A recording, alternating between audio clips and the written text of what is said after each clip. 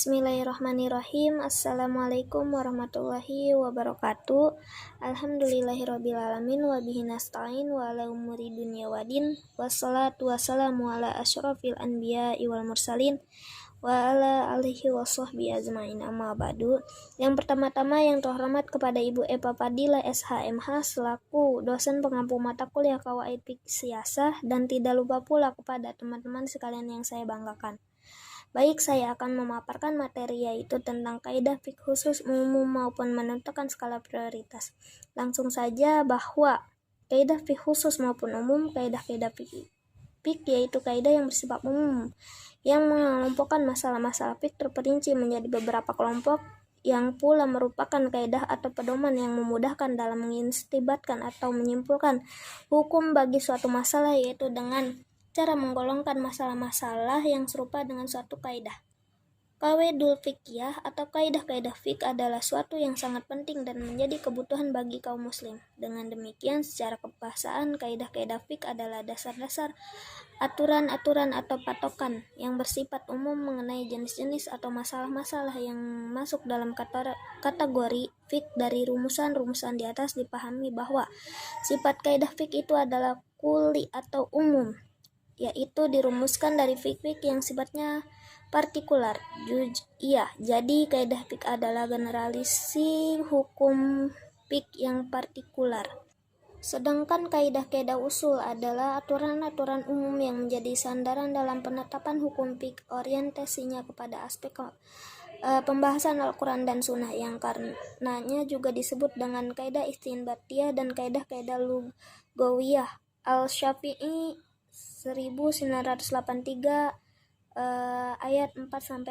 Ringkasannya, kaidah fiqh adalah generalisasi hukum fiqh yang telah dirumuskan dalam bentuk proposisi. Sedangkan kaidah usul adalah generasi bentuk-bentuk dan makna-makna lafaz dalam Al-Quran dan Sunnah, baik yang dirumuskan dalam proposisi maupun tidak. Next, menentukan skala prioritas, yaitu fiqh prioritas secara terminologi adalah baik yang kedua kata ini ditakrifkan terlebih dahulu dengan menggunakan pendekatan bahasa. Secara bahasa, fiqh yang berakar kata faqih yafqahu sedikit memiliki 4 makna sebagai berikut. Yang pertama, memahami maksud dari perkataan si pembicara. Yang kedua, memahami segala sesuatu secara teliti dan detail. Yang ketiga, pemahaman. Kemudian dalam ayat Al-Quran surat An-Nisa ayat 78, Hud ayat 91, Al-Isra ayat 44. Kemudian yang kelima, pemahaman dan pengetahuan sebagaimana terdapat dalam surat Toha ayat 27 dan 286.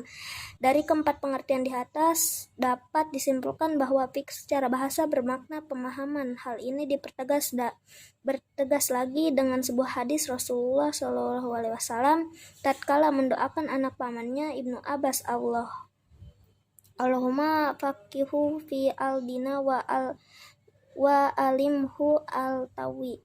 Ya Allah, berikanlah dia pemahaman dalam agama serta ajarkanlah dia akan takbil. Pentingnya fiqh prioritas dalam kehidupan muslim di masa sekarang. Maka pada bagian ini akan dikemukakan beberapa contoh hadis yang menguatkan urgensi fiqh prioritas dalam kehidupan. Yang pertama, prioritas kualitas di atas kuantitas. Yang kedua, prioritas ilmu ketimbang amalan. Yang ketiga, prioritas di bidang fatwa dan dakwah. Yang keempat, prioritas di bidang amal dan ibadah sebagai sumber hukum Islam. Yang kedua, sesudah Al-Quran Sunnah tak luput memberi perhatian khusus pada permasalahan fiqh prioritas ini. Hal ini bisa dijumpai antara lain pada berbagai hadis Rasulullah SAW yang mencakup berbagai aspek kehidupan, menekankan pentingnya menerapkan standar prioritas dalam kehidupan dengan mengedepankan yang lebih penting aham ketimbang yang penting muhim, dan yang lebih utama afdol di atas utama fadhil. Dengan menerapkan fiqh prioritas maka akan terciptanya suatu tatanan kehidupan masyarakat yang harmonis dan seimbang sebagaimana pernah terpraktikkan dalam kehidupan para sahabat Nabi SAW dan salaful salih. Baik, sekian dari saya. Kurang lebihnya mohon maaf. Wabillahi taufiq wal hidayah. Wassalamualaikum warahmatullahi wabarakatuh.